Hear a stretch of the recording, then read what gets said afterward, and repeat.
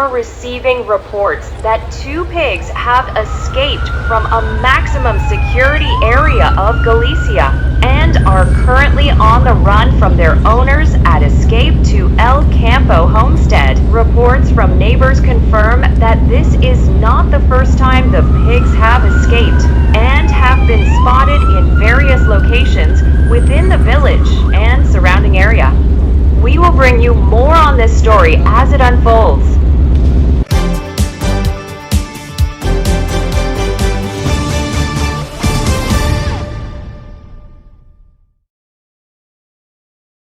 Morning, buenos dias. You might notice I'm up in the pig compound, and the eagle-eyed ones of you will notice that the electric fencing is in a bit of disrepair, and that's because we're taking it down. We've had some problems in that the pigs have been escaping. I think they've escaped about 5 times. They've been with the cows next door, which the cows didn't like. The cows are chasing them around. They've been in the milking parlour next door, which obviously is not good. And they've even made it down into the village. And the reason is this. It's all to do with the ground and how dry it is. There's no moisture in the ground. Up on the hill here, it drains so effectively that the electric fence isn't working. So the pigs have been escaping. So just a quick recap on how the electric fence works. Let me make sure it's turned off before I start. Yep. Okay, so this is the power unit. This is where the pulse, the electric pulse, comes from. This is the positive. This connects onto the fence. The negative is this black wire here, which goes into the ground, which is the earth. And then the ground acts as another cable for completing the circuit. So when Mr. Piggy sticks his nose on the fence, it goes down through his feet into the ground, completes the circuit, he gets an electric shock, he jumps back from the fence. Now, because the ground is so dry and there's no moisture in it, the electric can't flow. So it's effectively acting as a massive insulator, and yeah, it's not working. So they're escaping. Pigs are quite intelligent and they soon figured this out, and once they knew they could do it, yeah, they constantly did it. So yeah, they've been escaping. It's not been good. Yeah, we've been having to go. We've had numerous phone calls from the neighbours saying, oh, your pigs are out. We've had a lady, she pulled up in the car. She says, do you know anybody who owns 2 pigs? Because they're out on the road. Obviously that's clearly dangerous for traffic. It's clearly dangerous for the pigs. So at the minute, the pigs are in the barn over there. The place we were trying to avoid them being, but they're in there for their own safety. They're not very happy. I would say they're depressed, to be fair, especially the female one. She's not really eaten since she's been in there. So we need to come up with a solution, and that's what we're on with now. And the solution is this: some permanent fencing. Yeah, we're just going to permanently fence off this one corral here for a start, to make sure it works, and we can get them back outside into this area here. So you can see we've got the corner post here. Zoom out a bit. Some intermediate posts. Up into the corner post here. So what we've done, we've used the post holder that we bought for when we extend the chicken run, and we've concreted the posts in, and obviously there's 2 stays on there which are concreted in. Obviously the fence is going to try and pull the fence inwards, so that's what those stays are there to resist that. Yeah, I didn't record any of this because I was just like, come on, let's get it done, let's get these pigs out, let's get them outside, because they're not very happy. So we've done that one, and the one down there, just there, he needs his stays putting on him. Zane and I did this yesterday evening. It's been quite, some of the post holes coming out really easily, other ones not so much. This line down here, we give up digging this one. This post hole here is where that yellow wheel is, just because the amount of rocks in there, we're going to have to move the position of it slightly. So yeah, so that's what we're going to be on with today. Hopefully we can get these up, and let's get these piggies outside again. Let's get them happy again, back in the woods where they belong.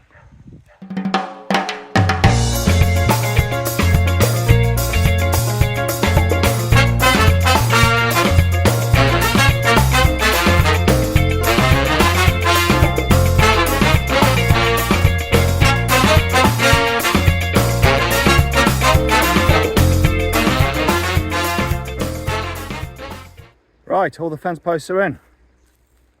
All the corners are braced. This is going to be a gate. Excuse the Wally in the background. Corners are braced. Like I say, gate post here.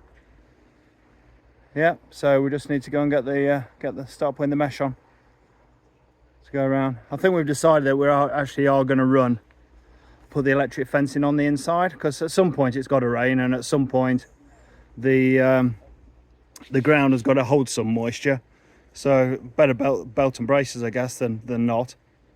So yeah, mesh time.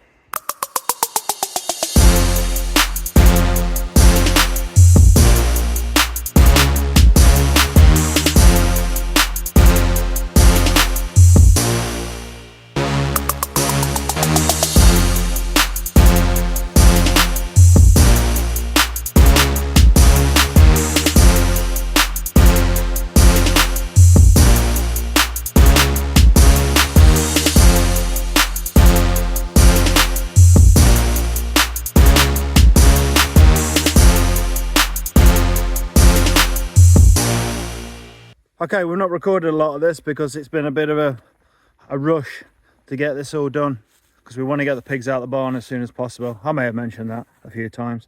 So we've got a gate on, stuck a gate on there on the fence post. We put the electric fencing up. It's not live at the minute, but it will be when we get them in here.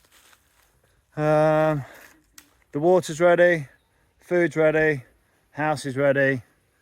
It's like Fort Knox here, to be fair.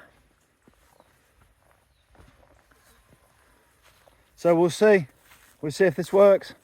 I hope so, because yeah, I really don't want to keep them inside. They're really not happy.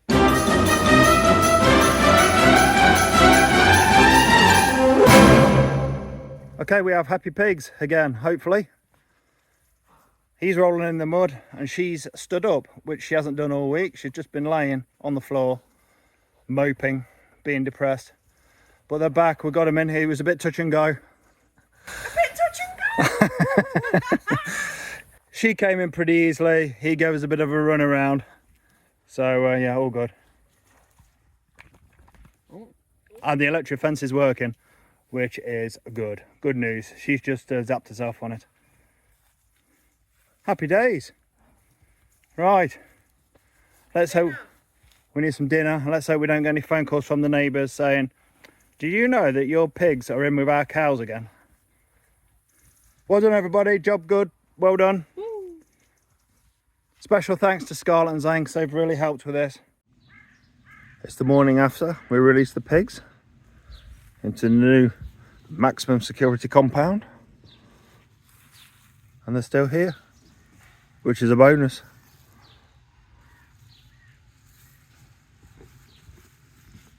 Much happier piggies.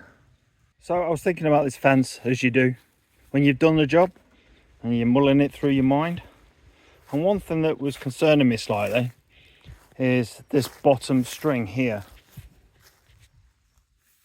How loose it seems. Potentially a pig could get its nose under there and get a bit of leverage on it if it got past the electric fence, which we know they can do if they've got a mind to it. So how to resolve that? I was thinking about going along and pegging it in, but I don't think that was a good solution. So I thought back to the chicken fence and the wires. We put some high tension wires in that. That was a professionally made fence. So what I've done, I had some of this as a trial. I've had some of this high tensile, mind the grass, high tensile wire left.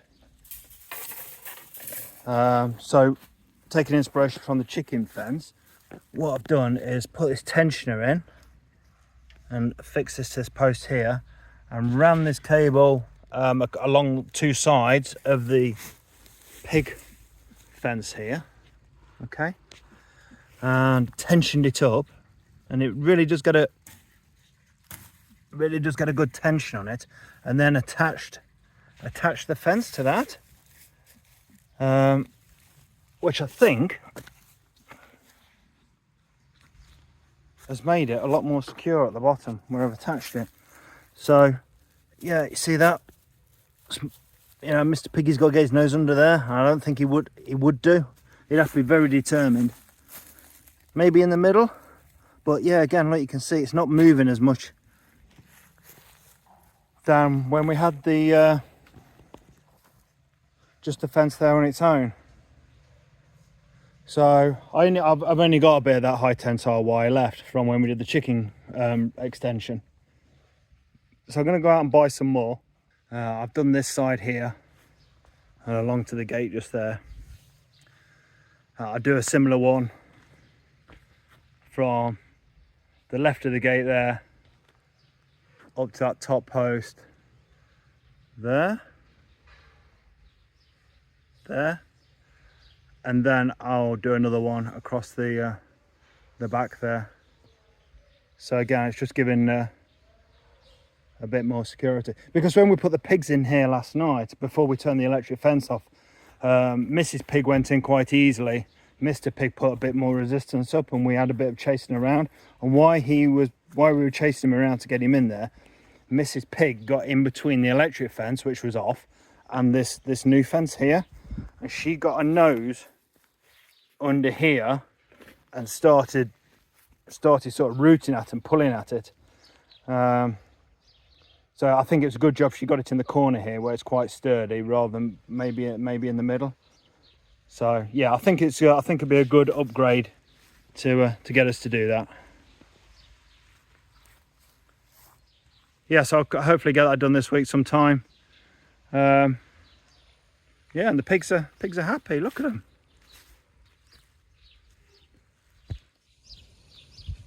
Soaking up the sun,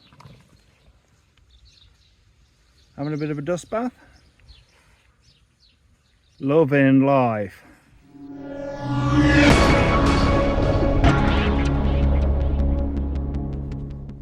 So I've been and got some more of this high tensile wire to run around the bottom, and you can see exactly why I need to do this, because whoops, have a zoom in there. Look how much the pigs have pushed out the bottom of the fence there. I don't think they're trying to escape necessarily.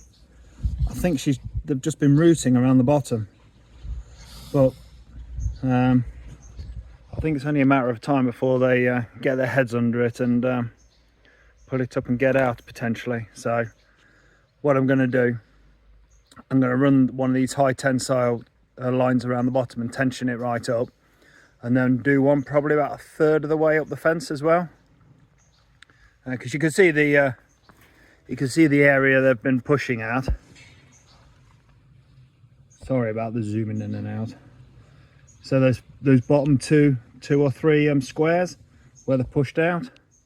So I'm going to run the high tensile wire around there just to try and hold it back and stop them potentially getting purchased underneath the fence. And she's all worn out now, she's all tired.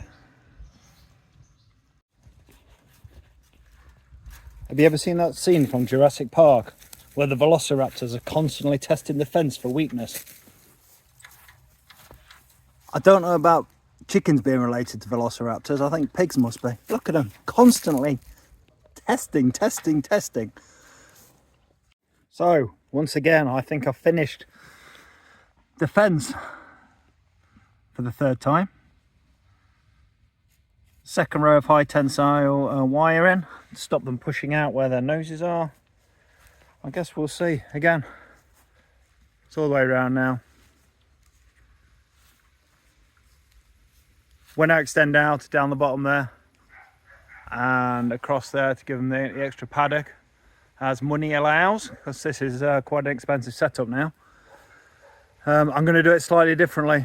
I'm going to do it how we did the chicken fence. I'm going to hang the mesh off of the wire, the high tensile wire. So I put the high tensile wire in first and hang the mesh off of it. I think that's a better way of doing it rather than doing this way. I think it should be a bit quicker as well. So we'll see. Anyway, again, for the third time, job done. We'll see how Mr. and Mrs. Houdini deal with this one.